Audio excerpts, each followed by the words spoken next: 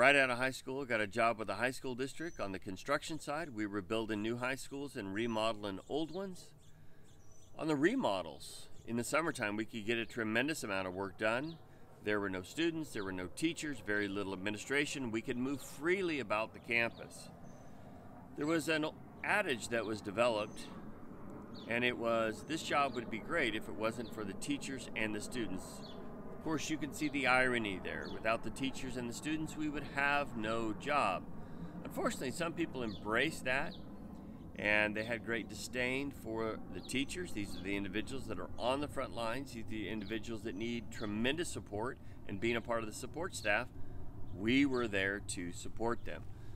Unfortunately, the administration would make the thing political, and they would stand in between, and instead of being advocates for the teachers, they would play games and favors, and it was a bit disturbing.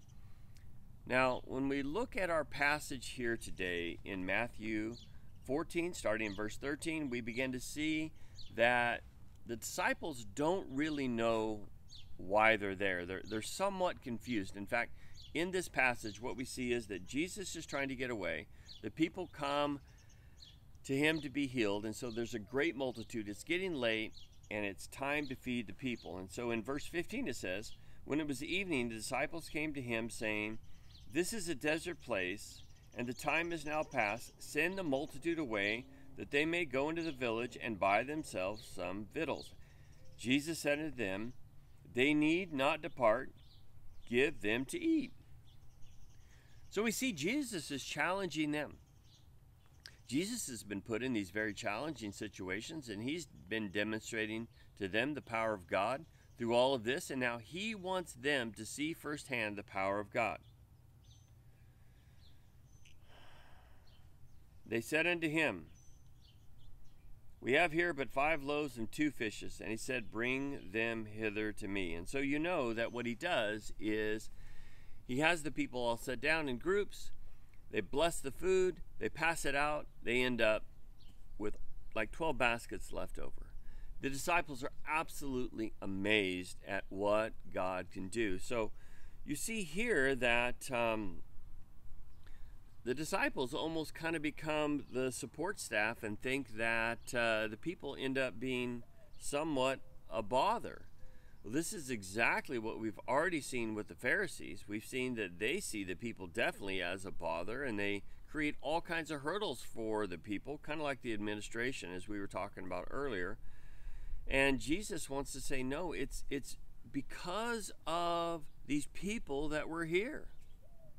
I see religion today kind of get caught up in this whole thing to where they're now engaged in all kinds of political stuff on the wrong side, and they're collaborating with kind of the events of the day instead of standing up for the truth and really ministering to the people. They've got caught up in this. And so we've got us a case of modern day Pharisees. We've got another situation where a lot of people in the church just want to bury their heads and they don't want to deal with the situation. It's just like, leave me alone and I'll be fine. Well, Jesus is saying, I'm about to do some pretty amazing things here. So gather the people and we're going to see what I can do. And I'll tell you why this time period is so important. In the scriptures we see here that he challenges them with the food situation because they're about to face a storm. I think it's very important for us to get this lesson here right, because I think we're about to face a storm. And are you prepared for it? Are you going to, when that storm comes, are you going to cower in fear? Or when you see God walking on that water, are you going to be the one that's going to go out to him?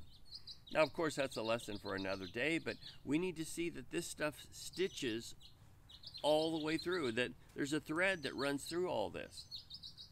And so here we are in a situation where we're going to see God need to do some amazing things, and we need to look at him, and we need to look at others.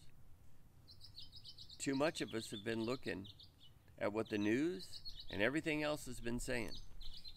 This is where we need to look. God has given us a prophetic word in here. We know what it says. We know what the end times look like. We know what an end time church looks like. And we know what a heretical church looks like. It's time to pick a side, to be on that side. It's time to see God do some amazing things. God bless you. So good to have you. We'll see you later.